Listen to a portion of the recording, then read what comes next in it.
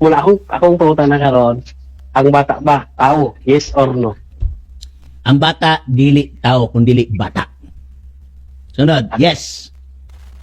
Ang tubag yes. Okay. Yes, bata ang bata tao, ang tubag mo yes, mo yung tubag.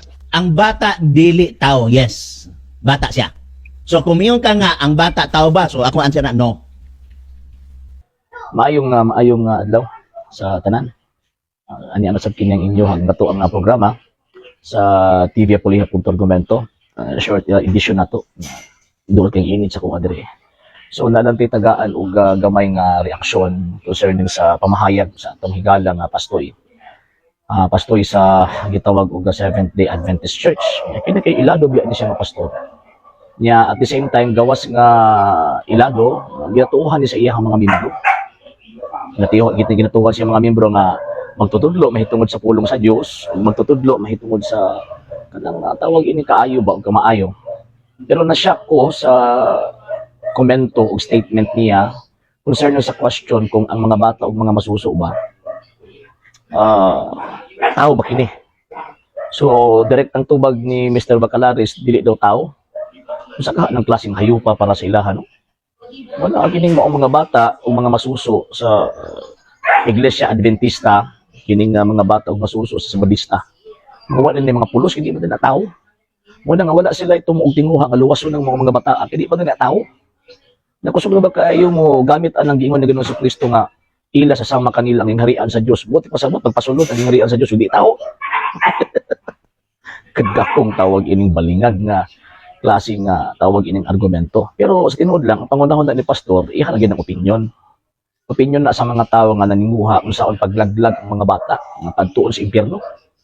Manangingon si Ginoong Kristo sa St. Matthew chapter 18 verse 6 nga ayaw itumbot nga may makaangin kaninyo sa pagpakasala. May tungod din ng mga bata, maangin ninyo sa pagpakasala ng mga bata. Mas maayo paghiktan ninyo yung liog sa usa ka galingang bato, gitambog niyo ang kagaling mo sa dagat.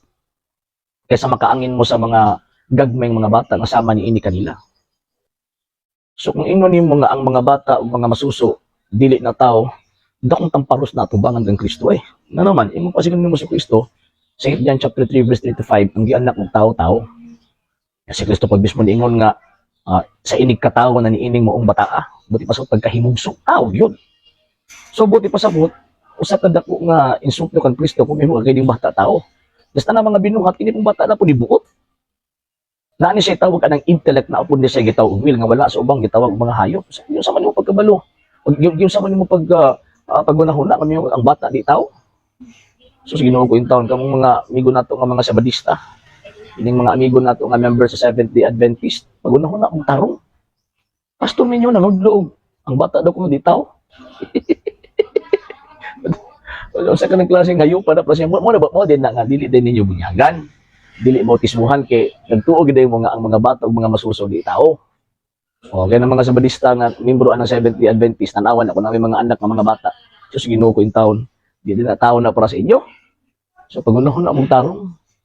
Niya sumala pa sa balang kasulatan kining mga tawhana ang ilahang mga bakba, ang gawas ilang bakba daw tawag ining kabahong bakbaga. Baho.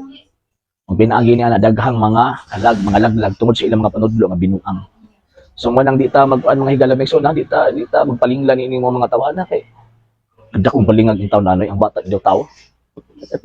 Sige. So yun na. So sa tuwang mga Katoliko, ang bata tao, gamay pa man siya, gamay pa ng tao. Kaya gamay pa na nga tawag ini nga tao, gamay pa siya buot. So muna kita mga Katoliko, bisa pagbata, bata pa o masuso pa, importante nato ang kaluwasan para nila. Muna nga ato yung paduulos ng Ginoong Kristo pinagi sa pagdawat sa mga sakramento.